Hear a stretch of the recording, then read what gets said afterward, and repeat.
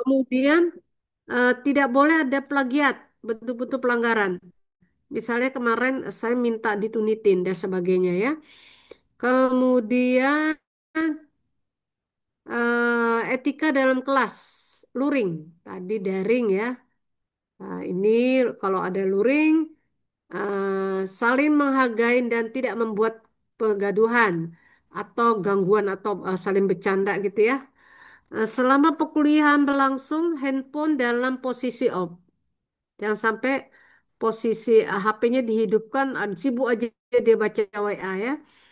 Kemudian meminta izin dengan cara mengangkat tangan. Jadi walaupun daring, luring kalau minta mau ini minta tangkat tangan ya.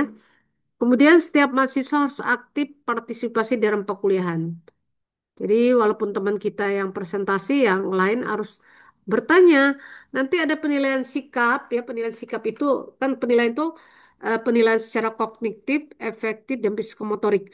Kalau kognitif pengetahuan, penilaian sikap itu ya sikap Anda, bagaimana mempresentasikan, bagaimana bertanya, bagaimana menjawab pertanyaan, itu sikap.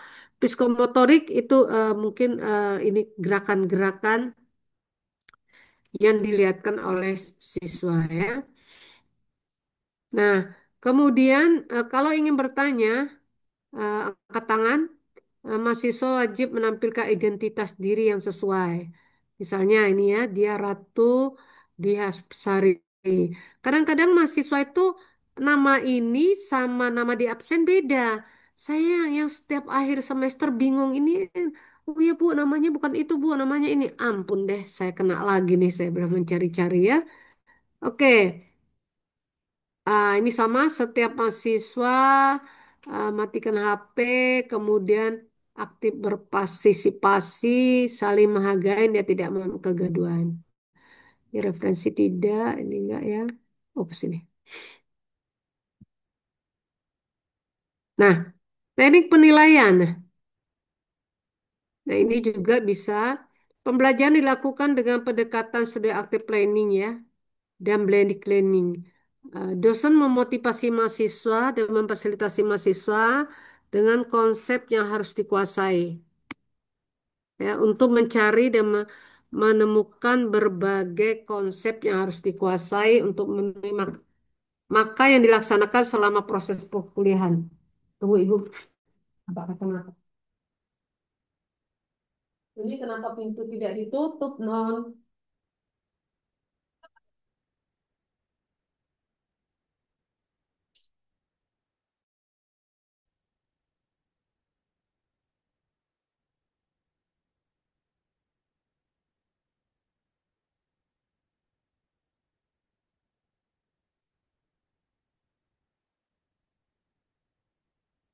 Jadi kembali lagi bahwa dosen itu memotivasi fasilitator ya. Kemudian untuk memenuhi maka yang akan dilaksanakan selama proses perkuliahan, presentasi materi oleh mahasiswa ya. Satu sini dalam pertemuan pertama menjelaskan, oh, yang pertama menjelaskan kontrak perkuliahan, materi yang akan dipelajarin, kompetensi yang harus dicapai dalam pembelajaran semester. Jadi ini Ibu yang menjelaskan ya. 15 menit dosen menjelaskan materi selanjutnya mahasiswa diberi kesempatan untuk bertanya dan memberikan latihan membahas soal-soal sesuai dengan topik bahasan. Ini kalau untuk statistik ya. Kemudian penegasan cara individu kepada mahasiswa untuk mencari data di lingkungan sekitarnya.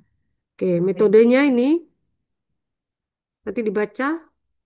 Tugas tagihannya adalah ada laporan akhir setiap kelompok tetap manfaat mempelajari statistika melakukan analisis statistika ya ini masih statistika.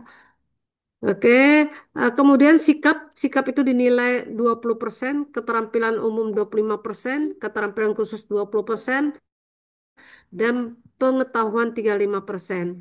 Ini jadi ininya ya. Strategi penilaian ada tes dinilai berdasarkan pembobotan dari setiap soal dengan nilai nomor satu berapa persen, nomor dua berapa persen ya sehingga 100%.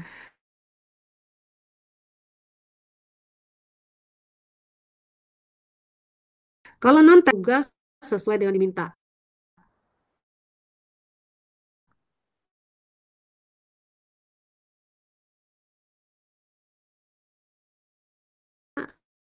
Nggak usah Rubik ini. Hadiran online dan partisipasi itu 10%, tugas individu dan kelompok 30%, UTS itu case based learning, UAS project based learning. Ini nilainya tadi udah pada tahu lah ya. Ini nilai, usahakan jangan nilai di bawah B. Karena kalau di bawah B itu artinya B min 2,7. IPK-nya nanti tidak 3 ya. Baik, kita lihat mata pelajarannya RPS-nya ya.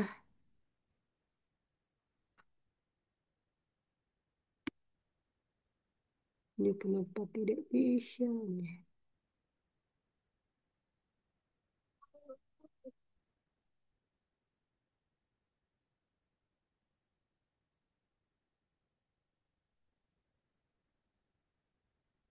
Itu masuk. Semua kok dipindah.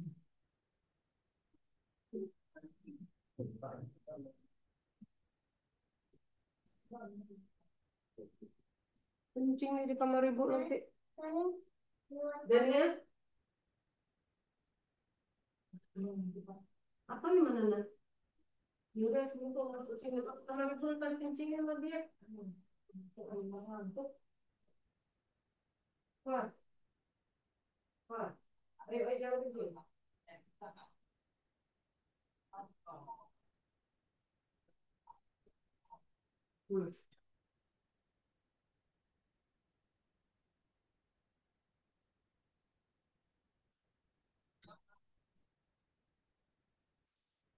Baik, ini ininya. Mungkin ada perbaikan nanti ya sedikit ini karena yang buat adalah ibu email dan saya minta perbaiki untuk ini. Yang ini nih, ini CPMK-nya, CPMK-nya hanya 12. Padahal sub itunya adalah 14 ya. Harus ditambahkan jadinya. Ini lagi 11 lagi. Aduh, aduh, aduh, aduh. Subnya. Subnya harusnya 12 ya. Istilah kalau dia buat 12, ini juga 12. Kalau dibuatnya di sini adalah 14, nah harusnya 14 juga. Jadi, jadi ada perbaikan. Yang jelas, kalau nanti buat presentasi hanya ini ya, hanya ini. Ini yang kita ini kan buat kajiannya. Kalau ini bisa kita ganti nanti. Terus saya akan ganti ya, ini 11.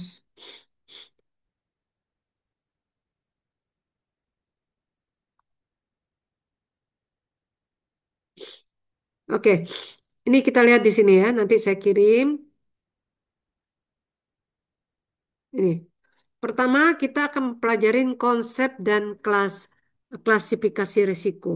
Jadi sebenarnya sih apa tuh risiko ya? Ada yang tahu risiko itu apa sih? Ada yang tahu risiko apa? Jadi pilih. Ayo bantu ibu. Risiko apa?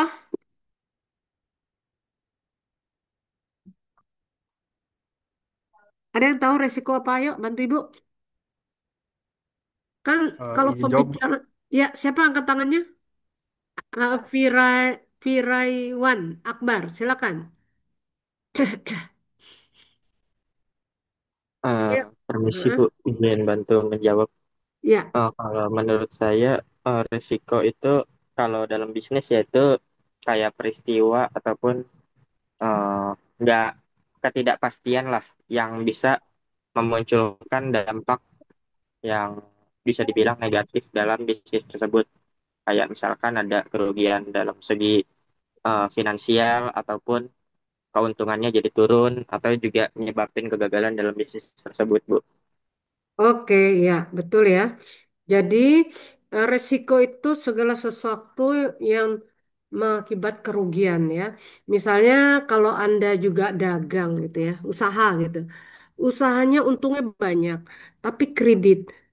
Kredit itu banyak risikonya. Mungkin waktu bayar pertama, oke, orang nggak percaya. Misalnya ibu nggak usah muluk-muluk ya, jual jilbab aja. Terus begitu dipakai sama dia, dikembalikan. Alasannya jilbabnya panas, terus gini, gini, gini, gini. Terus kita mau apa? Dikembalikan, ya. Kecuali cash. Dia kembalikan, kita nggak usah bayar lagi ke uangnya ya. Betul nggak? Tadi siapa yang bertanya? Yang bantu ibu. Eh, saya Bu. Ini lucu ketutup ya, ketutup.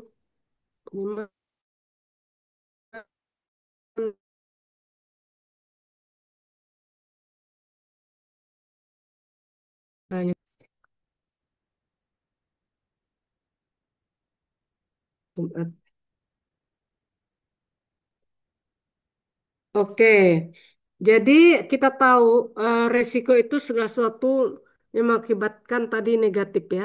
Misalnya anak-anak suka bercanda, gue pacaran sama dia, risiko kali gitu ya. Kan mahasiswa suka bercanda gitu ya. Atau kita karena kuliah kita dekat dengan kampus, masuk jam 8 ya berangkat jam 8 seperempat, 15 menit ya, 8 kurang 15 menit. Tahu-taunya di jalan macet. Nah, itu risiko juga. Sampai kampus jam 8 lewat 10 udah nggak boleh masuk sama dosennya. Nah, itu risiko. Nanti kita klasifikasi risikonya apa saja ya. Baik, masuk proses dan komponen manajemen risiko. Nah, bagaimana kejadian risiko itu ya? Kita bagaimana prosesnya? Kemudian identifikasi risiko dan risk register. Ini kita lihat di sini aja.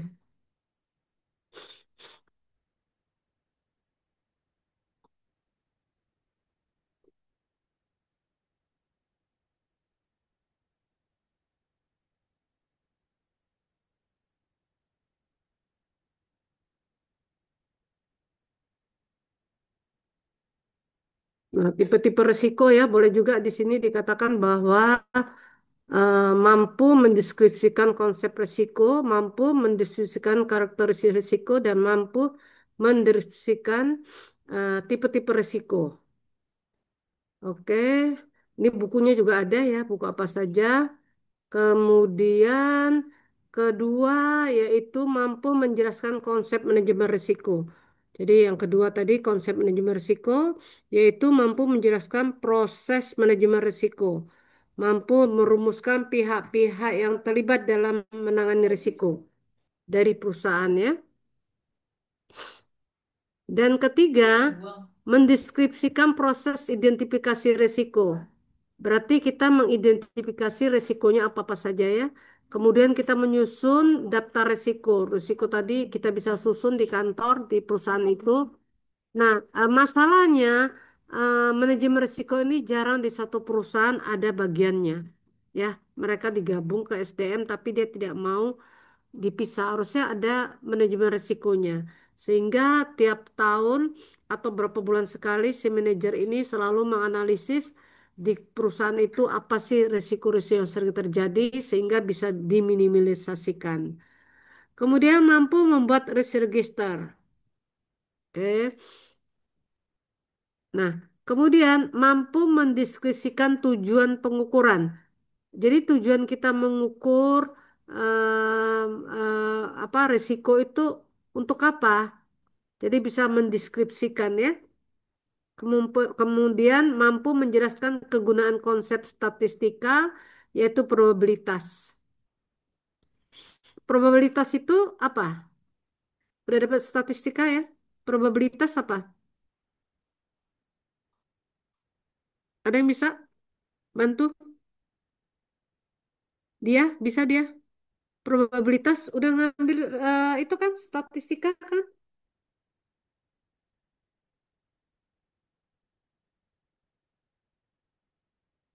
Siapa yang bisa bantu Ibu? Dia nggak bisa. Kalau menurut Oh ini saya ada yang tunjuk tangan nih. Yang tunjuk tangan dulu Virgawan Akbar tadi udah. eh yang belum, belum. Nah ini Melani Indriani, silakan. jadi probabilitas itu kan suatu peluang atau kemungkinan terjadinya suatu peristiwa ya Bu. Kalau misalkan di manajemen, kalau misalkan di akuntansi kan biasanya kayak kalau nggak matematika itu kayak kita melempar berapa koin, terus berapa peluang gambar itu akan muncul kayak gitu kan kalau di matematika. Nah, kalau biasanya di manajemen risiko itu biasanya tuh kayak digunakan untuk menilai seberapa besar kemungkinan suatu risiko itu terjadi. Jadi manajemen, jadi kayak kita melakukan suatu tindakan atau plan. Jadi seberapa sih kemungkinan risiko ataupun kesalahan itu terjadi di dalam suatu plan tersebut. Oke. Probabilitas kemungkinan terjadi ya. Jadi bisa kita ukur kira-kira risiko dalam tahun ini apa saja ya. Ini diukurnya berdasarkan identifikasi risiko sebelumnya. Jadi dalam tahun ini apa saja sih yang terjadi risikonya? Nah, kita identifikasikan apakah tahun yang akan datang, tahun yang kita jalani ini merupakan probabilitas untuk mengukur risiko berdasarkan kejadian tadi. Oke, terima kasih Melanie. Kemudian kita lihat lagi yang kelima, mendefinisikan risiko operasional. Risiko itu kan banyak ya. Selain risiko operasional, nanti kita lihat lagi, kemudian mampu menjelaskan sumber-sumber risiko SDM ya. Kalau SDM-nya jarang masuk, bagaimana menjalankan ininya apa operasionalnya ya. Misalnya dalam melaksanakan suatu di pabrik, dia harus menggunakan tingkat keamanan, misalnya tangannya harus diapakan, kepalanya harus diapakan di dalam mengolah usahanya itu, tetapi mereka tidak menggunakan. Ini akan mengakibatkan resiko. Nah, kalau itu resiko, berarti operasional kita akan tidak maju ya. Istilahnya harusnya pabrik kita itu dalam sehari ini menghasilkan berapa, tapi karena karyawannya ada yang luka atau yang kena tangannya sakit terpotong sehingga tidak bisa menyelesaikan itu ya. Kecuali mesinnya sudah mesin itu yang apa tidak butuh manusia lagi ya. Kemudian kita bisa mengaku pengukuran risiko kecelakaan kerja tadi. Kenapa tadi kecelakaan ya? Sebenarnya sekarang di tol, di bank ya sudah tidak lagi ada orang yang melaksanakan, tetapi itu semua mesin ya. Nah, ternyata risikonya juga ada. Ada yang bisa membobol ya, istilah semuanya itu pasti ada resikonya ya. Risiko misalnya saya ngambil ATM, tiba-tiba saya ngambil ada yang moto nomor kode saya, kemudian dia bisa buat chipnya yang punya saya itu secepat mungkin kecilkan chipnya itu sehingga dia bisa membobol ya. Oke, itu semua resiko ya. Baik, kemudian mampu menjelaskan sumber-sumber resiko.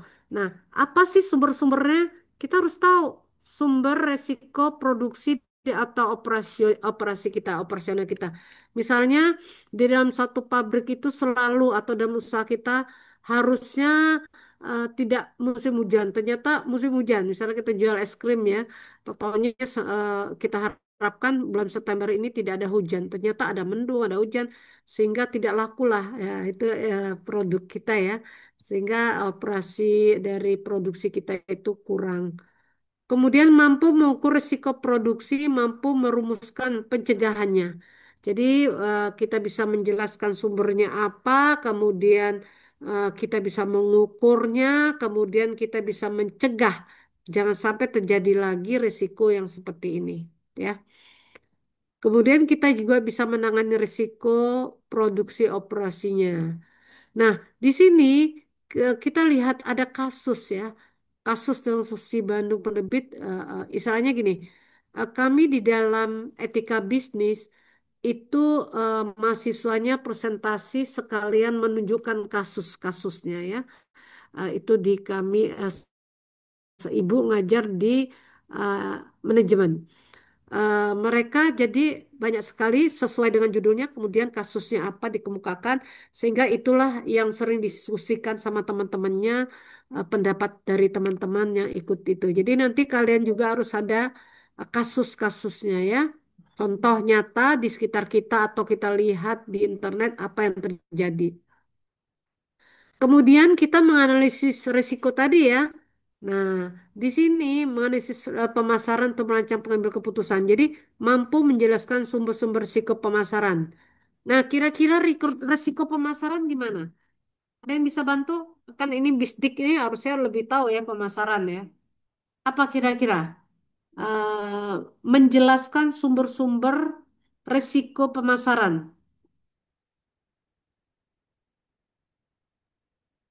Ada yang bisa?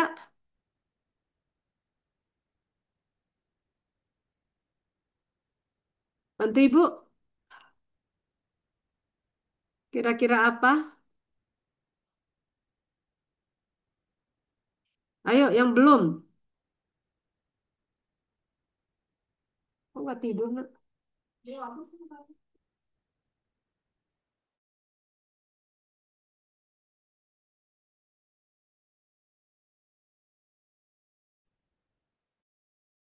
Saran. Kira-kira kok nggak ada angkat tangannya?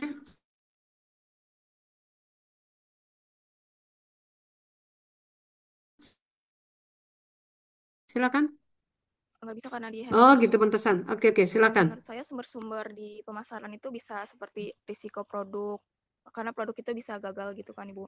Terus risiko harga, misal harga itu kalau dijual mahal ada yang nggak mau beli, tapi kalau dijual murah dianggap nggak premium atau eksklusif gitu. Ada juga risiko distribusi, misalnya produknya itu sulit diakses buat konsumen karena jalur distribusinya terbatas. Ada juga risiko promosi. Biasanya kita udah promosi tapi mungkin aja kampanye pemasarannya itu nggak efektif, salah sasaran atau uh, ada kemungkinan-kemungkinan lainnya gitu. Terus risiko persaingan pastinya ada karena ada pesaing yang bisa menawarkan produk yang lebih baik atau harganya lebih murah. Ada juga risiko perilaku konsumen yang cepat berubah gitu kan ya Bu. Ya, Sama risiko teknologi dan juga digital yang uh, adaptasinya cepat gitu Bu. ya, banyak ya sumber risiko pemasaran ya. Atau yang kita lihat sehari-hari, misal ada iklan-iklan di jalanan itu ya, seharusnya iklannya sekian, harus memasuk ke penjual sekian, ternyata enggak. Selera masyarakat mungkin berubah, sehingga kita memasarkan juga percuma. Oke, terima kasih ya. Siapa tadi namanya? Siapa Mbak namanya? Kamila Syafa Bu. Kamila Syafa Mutmainah. Oke, Kamila Syafa sudah bantu Ibu ya. Ini sama mampu mengukur risiko pemasaran tadi risiko dari pemasaran tadi mampu mendeskripsikan jadi kita bisa mengukur mendeskripsikan tadi ada apa aja sih risikonya. Nah itu harus kita ukur. Kita ukur kita deskripsikan kemudian kita menerapkan konsep portofolio dan keputusan pemasaran misalnya boleh lagi dipakai apa tidak ya harus kita lihat di situ. Kemudian kita lihat lagi mampu menjelaskan ya menjelaskan sumber resiko lingkungan. Nah, mungkin sumber resiko lingkungan itu ya kita lihat lingkungan kita ya. Misalnya gini, kita membuang eh, limbah-limbahnya itu sembarangan sehingga mengakibatkan risiko di lingkungan. Seperti kita lihat yang di Surabaya itu ya mana ya dulu tuh terkenal banget tas-tasnya ya. Tapi sekarang tumbuh lumpur-lumpur yang meletup-letup sehingga merusak. Tidak ada lagi yang bisa lewat ke situ untuk membeli tas.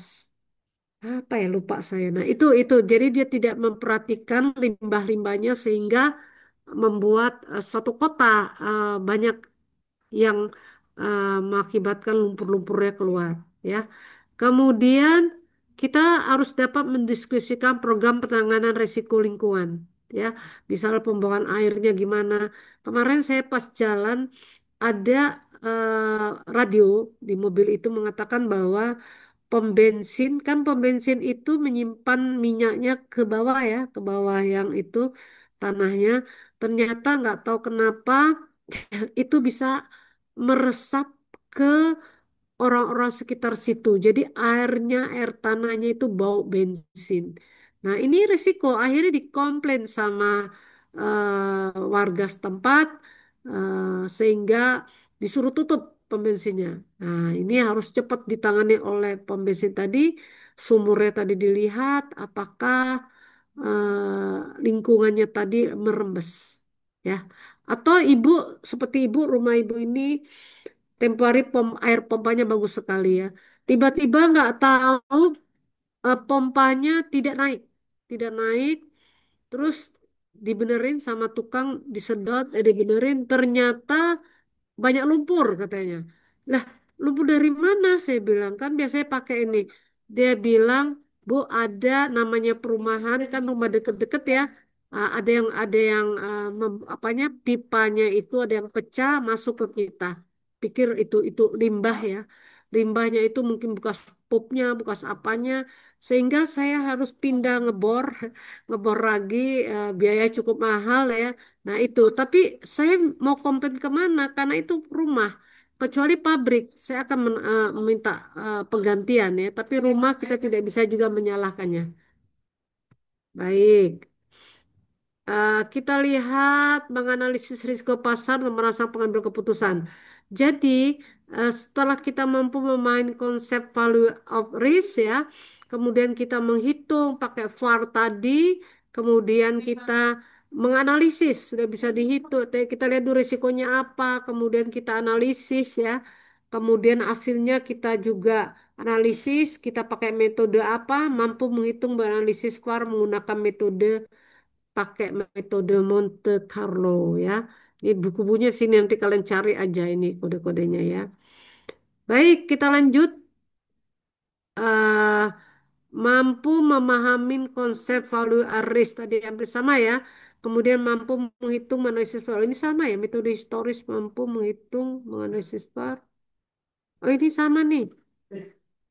Tapi saya nggak bisa ini. Ini maklum dosen muda yang membuat nanti saya lihat nomor 11 ya. Dosen-dosen baru CPNS itu ya, nomor 11 RPS. Perbaiki. Oke,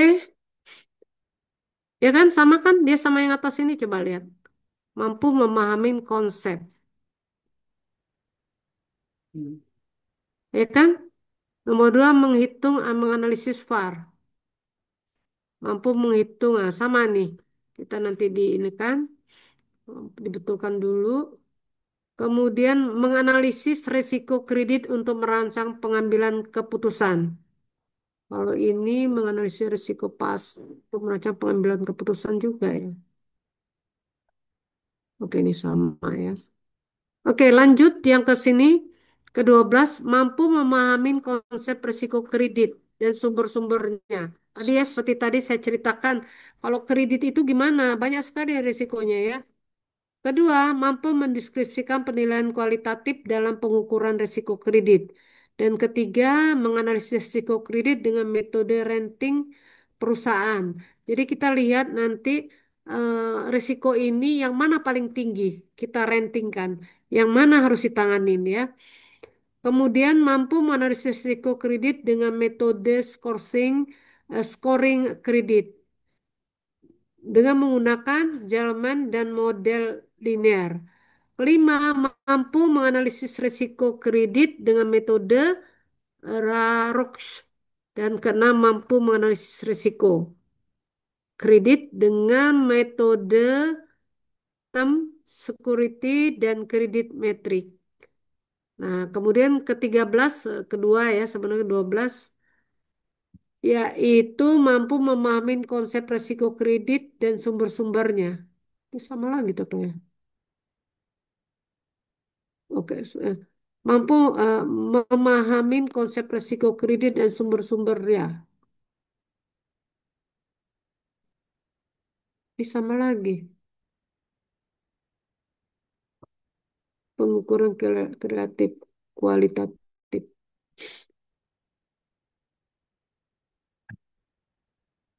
Nah, sama ini. Ya, sama ini sampai Kredit metode tim struktur kredit. Rok. Nah, sama ini ya. Jadi hanya 12 sebenarnya ya. Ini sama 2 sudah 14 12. Mampu meneruskan teknik penghindaran risiko, mampu meneruskan teknik risk. Ah ya, ini ke ini ya yang ke 12 sebenarnya. Oke. Ini yang ke-13. Fungsi asuransi ya. Jadi nanti sebenarnya resiko-resiko yang kita alami di suatu perusahaan harusnya kita pakai asuransi, boleh pakai asuransi atau risk retensi. Kita asuransikan kepada pihak asuransi lain. Atau kita usahakan kita sendiri yang menangani, perusahaan itu sendiri menangani dengan memakai itu supaya mengatasi risiko dengan biaya-biaya yang disimpan ya. Tapi kalau misalnya pakai asuransi, kalau dalam setahun itu tidak terjadi kerugian, maka uang yang kita pakai, kita tabung ke asuransi itu hilang ya. Sama dengan kalau Anda punya mobil atau motor, kalau hilang baru diganti, nggak hilang habis ya. Ini kita menjelaskan tentang prinsip-prinsip unsur asuransi, mendiskusikan kontrak asuransi, mampu menjelaskan fungsi asuransi. Oke, nah itu aja. Berarti kalau 15 dikurang 2 berarti hanya 13 ya. 13 nanti lainnya kita membuat apa project ya. 13, 14, 15 bisa ya. Bisa 2 hari buat project itu. Nah, ini catatan capaian pembelajarannya ya. Ini nggak usah. Nanti dibaca sendiri. Ini metriknya, metrik dari ini tadi ya, risiko tadi apa saja. Di sini risk management, mappingnya ya. Oke.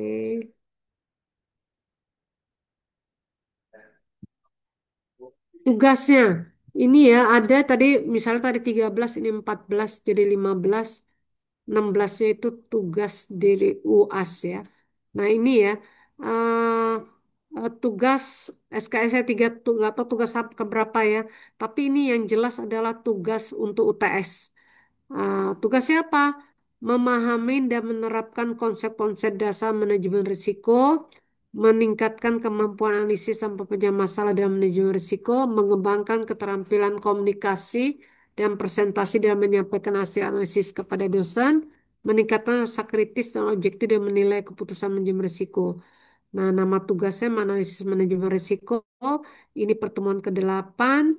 Latar belakangnya ini, misalnya kita buat kasus ya, ini contoh aja. Perusahaan XYZ adalah perusahaan manufaktur yang bergerak di bidang pembuatan komponen otomotif. Perusahaan ini telah beroperasi selama 20 tahun dan memiliki beberapa pabrik di berbagai kota.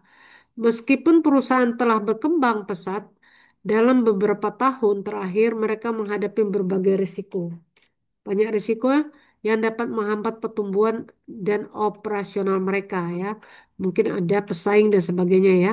Manajemen ingin meningkatkan kesadaran terhadap risiko-risiko yang dihadapi perusahaan serta menyusun strategi mitigasi yang tepat dan nah, meminimalkan dampaknya.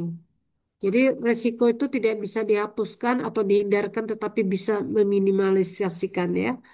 Nah, kasusnya manajemen perusahaan telah mengidentifikasi beberapa potensi risiko yang mereka hadapi antara lain risiko pasar ya, risiko operasionalnya, risiko finansialnya, risiko hukum, risiko lingkungan ya, polusinya dan sebagainya. Nah, tugasnya identifikasi risiko berdasarkan kasus di atas, identifikasikan risiko yang dihadapi oleh perusahaan GSZ, jelaskan klasifikasi setiap risiko, misalnya apakah risiko tersebut termasuk risiko strategi, operasional, finansial, hukum, dan lingkungan. Nah, kemudian kita masuk juga penilaian risiko serta metodenya. Kita harus pakai ini. Pengolahan resikonya gimana? Ini usulkan strategi mitasi tentang itu. Ini loh pengolahan resikonya harus kita gunakan ini ya. Mungkin transfer risiko, menghindari risiko, atau menerima risiko. Ini saya katakan tidak bisa menghindarkan risiko. Kalau menghindarkan risiko, pasti kita tidak mau usaha. Misalnya, saya akan usaha, buka usaha apa, tapi saya takut ada terjadi risiko. Akhirnya nanti uang saya bisa hilang. Akhirnya kita tidak jadi melaksanakan. Nah, ini tidak bisa. Berarti resikonya tidak bisa kita tanggulangi. Jadi harusnya kita nerima risiko. Itu kan risiko itu kan belum tentu akan terjadi. Kita lihat keadaannya. Jadi kita minimalisasikan ya. Kemudian Anda mengevaluasi pemantauan, yaitu rancang mekanisme pemantauan untuk risiko-risiko yang tadi dianalisis, bagaimana perusahaan itu dapat terus memantau dan meninjau potensi risiko baru yang mungkin muncul di masa depan, kemudian studi kasus tambahan ya, misalnya secara operasional, pilih salah satu risiko yang menurut Anda paling krusial harus ditanganin ya, dan bandingkan dengan studi kasus serupa dari perusahaan lain yang telah menghadapi risiko yang sama dan jelaskan bagaimana perusahaan tersebut mengatasi risiko tersebut dan pelajari apa pelajaran yang bisa diambil oleh perusahaan tersebut XZ ya. Outputnya diharapkan laporan tertulis 5 sampai 10 halaman. Tapi saya pikir jangan 5 lah, dikit banget ya. Baru pengantar dan sebagainya. Sekitar 10 lebih ya. Mencakup identifikasi, penilaian, pengolahan, dan evaluasi risiko. Presentasi singkat, jadi nanti dipresentasikan selain PPT yang kalian buat, makalahnya, tapi ini ada tugas untuk UTS, Anda presentasikan 10 atau 15 menit, ya, memaparkan solusi yang diusulkan kepada manajemen perusahaan simulasi di atas. Nah, dengan tugas ini mahasiswa diharapkan dapat memahami proses identifikasi, penilaian, mitigasi, komprehensif dalam konteks perusahaan nyata. Kriteria penilaian, kelengkapan analisis, kualitas analisis, ya, ketepatan solusi, kreativitas dalam mengolah risiko, struktur kejelasan presentasi, laporan tertulis presentasinya. Nah, ini kalau yang ini untuk UAS. Nanti dulu, ini belum tentu benar, ya. Karena di dalam membuat si akad itu disebut RIRPS, dimasukkan ke dalam siakat, tapi lagi masalah. Ini diminta kayak gini. Nilai-nilainya udah harus dibuat. Soal-soalnya udah harus dibuat ya. Berapa persennya. Di proyeknya nanti saja kalian baca. Oke. Nah ini penilaian presentasi. Jadi misalnya tasa presentasi. Saya tulis di sini ya. Dalam grupnya beberapa orang, saya tulis. Pertama, kemampuan berkomunikasi. Gimana Tasa berkomunikasi? Maksudnya memaparkan presentasi tadi. Ada kan orang jutek, ada kan orangnya pekikilan, kita senyum-senyum nggak jelas ya, orang mau presentasi ya gitu ya. Kemudian, apakah menguasai materi? Menguasai materi itu nanti kalau teman-temannya bertanya gimana? Dia bisa nggak menjawab? Kemudian mampu menjawab pertanyaan. Kalau dia tidak mampu menjawab pertanyaan, jadi dia berarti tidak menguasai materinya ya. Kecuali pertanyaan menyimpang, bukan dari materi. Ini menguasai materi itu materi yang dipresentasikan ya. Kemudian menggunakan media enggak?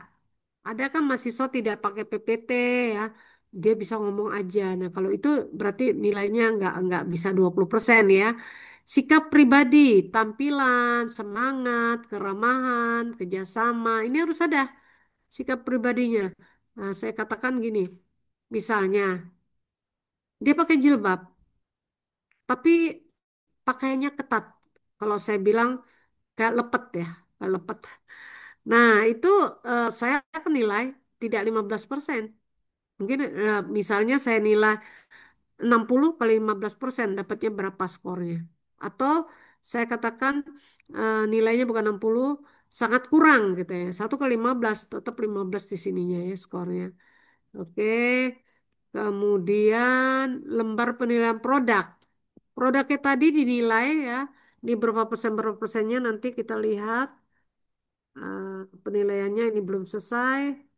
Kemudian lembar penilaian sikap pribadi, keaktifannya bagaimana, kejujurannya gimana, disiplin, tanggung jawab, kerjasama.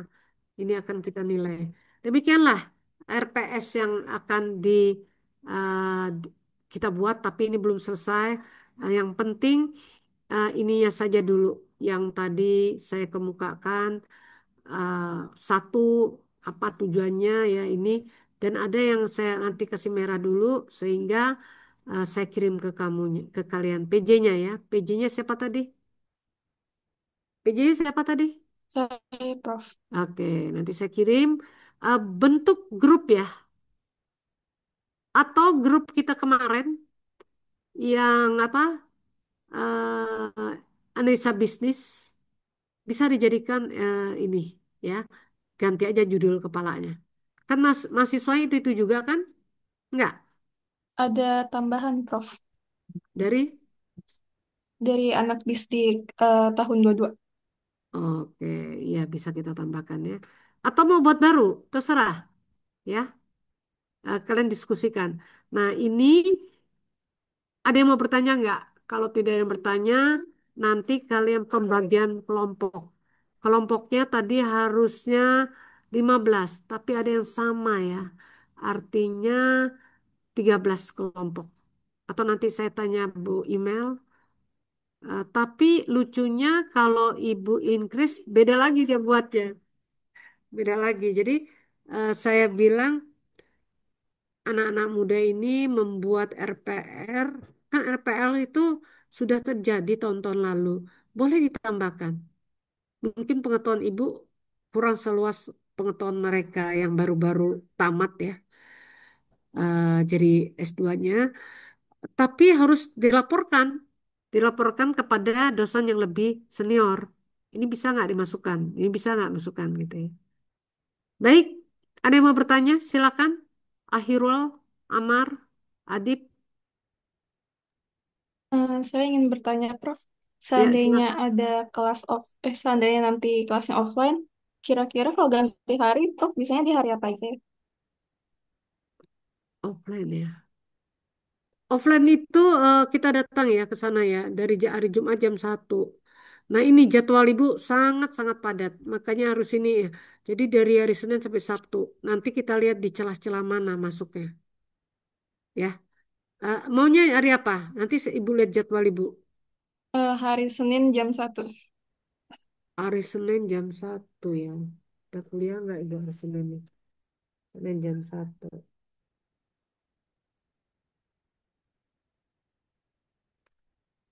Setahu Ibu ada kuliah malam Ibu. Manajemen pendidikan ekonomi. Nah, mereka kuliah malam juga dibilang, Bu, kami maunya online. Ya boleh aja, saya ngikut, saya bilang ya. Nah nanti kalau memang kalian mau Senin jam 13 kita lihat keadaan. Ya, oke. Baik, Prof. Terima kasih. Ya, sama-sama. Ada yang mau bertanya lagi? Nanti saya lihat jadwal saya dalam minggu ini baru-baru. Gini deh, tiap minggu ini kemarin 4, sekarang 4. Tapi kan ibu pakai tim ya. Seperti manajemen risiko kemarin itu saya suruh increase.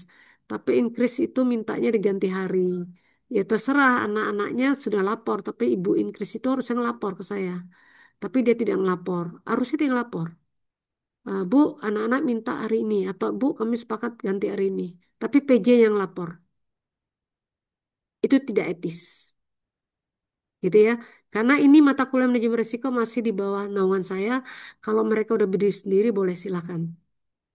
Berdiri sendiri artinya nama saya tidak digabung lagi, berdiri sendiri sehingga bebas ya. Oke, nanti saya samperin, saya kasih tahu increase-nya karena masih baru sekali ya, bahwa tidak bisa main memindahkan tanpa persetujuan dosen pengampu. Takutnya saya pengen masuk, tapi kok nggak ada mahasiswanya. Heboh lah nanti sayanya ya. Baik, ada yang mau bertanya lagi? Silakan. Apalagi ketua prodi kalian tahu kan ketua prodi kalian, Bu Rina, orangnya keras. Sudah? Tidak ada yang mau bertanya lagi? Berarti nanti Ah, setelah UTS itu masih sama Prof. Kori atau sama Bu Ingkres? belum belum ada kepastian. Tapi kalau saya bilang Ibu Inkes, kalau kita 3 kelas, 1 kelas masing-masing kayak kita tempo hari. Tiap hari kan kita nasi bisnis lah satu kelas masing-masing sama si ibu apa? Ibu siapa ya namanya lupa dari bistik juga. Satu kelas, satu kelas lagi bagi dua. Tapi sebenarnya saya maunya bukan kayak gitu. Kalau kami di dalam universitas lain diskusi, dosen seniornya itu, seniornya yang dosen pengalaman itu biasanya masuk pertama dan aturannya tidak semua dosen senior yang ngajar karena aturannya 70% mereka, 30% kita yang senior. Tapi rata-rata mahasiswa dosen-dosen baru itu pada protes. Ih, katanya nggak bisa dong, gitu kan. Padahal WD1 kita sudah mengatakan, Ibu tenang Bu, mereka 70%, Ibu 30%. Kalau kita 16 kali pertemuan, ya bagi aja 30% berarti saya berapa kali pertemuan. Tapi ya enggak lah, enggak etis. Ya, kecuali kecuali saya ada tugas. Ini nanti saya insya Allah tanggal 23 September, 22 September udah berangkat sampai tanggal 24, 25 baru balik ke Pontianak. Artinya ada kelas-kelas yang kosong. Sehingga saya harus ganti, bukan ganti, kita minta bantuan asistennya untuk menambahkan kuliah itu ya. Karena itu tugas juga ya. Hari Agustus tanggal 22 sampai 25 pasti kalian bisa kuliah. Tapi kalau kalian pindah hari Senin, nggak dapat ya. Oke, kita fleksibel aja kayak kemarin ya. Kadang-kadang offline, kadang-kadang online gitu ya. Oke, gimana? Oh, Iya, diam Prof. aja. Hah? Diam aja nih. Apa ada yang bersuara? Kita stop ini ya. Ini akan saya bagikan, tetapi kamu perhatikan aja yang tadi. 15 kali pertemuan akan Ibu coret dulu atau Ibu susikan baru dikirim. Karena sama itu, ya. Dia dia Ratu Dwi Iya, Hapsari. Prof. Nah, baik, untuk itu kita foto dulu bahwa kita memang hari libur juga tetap kuliah. Tolong dipoto nanti dikirim ke saya, nanti saya kirim ke ketua prodi kita. Nah, masalahnya kalau libur, apakah bisa masuk di dalam uh, tanggal? Nanti kan saya kirim RPS-nya nih, RPS pertemuan pertama apa, kedua apa ya. Nah, kalaupun tidak boleh, kita ganti seolah-olah kita pertemuannya hari Sabtu, bukan tanggal sekian. Ya, Sabtu kan boleh kuliah, S3 aja semua Sabtu. Baik, foto dulu dia. Yang tidak menampakkan wajahnya kita anggap tidak hadir. Boleh? Raihan, baru kelihatan. Baru pada tidur ya. Bangun, bangun. Udah mau hujan nih.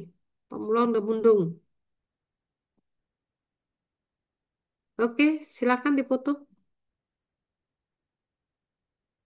Senyum, senyum biar kelihatan cantik. Oke. Kan Satu. udah libur lama ya. Libur lama kan sebulan lebih ya.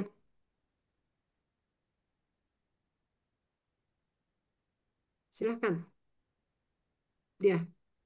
Oke, satu, dua, tiga. Udah, Prof. Oke. Ini semester berapa ya anak-anaknya? Semester 5, Prof. Nah, 5. Bentar lagi 6. 7 sudah praktek di perusahaan ya. Ada kan mereka perusahaan praktek ke perusahaan atau gimana? Kalau kami pendidikan bisnis ada. Kemudian ketujuh itu mereka mengajar karena mereka pendidikan. Ke-8 balik udah selesai skripsi. Proposal awal, skripsinya tengah-tengah udah ujian.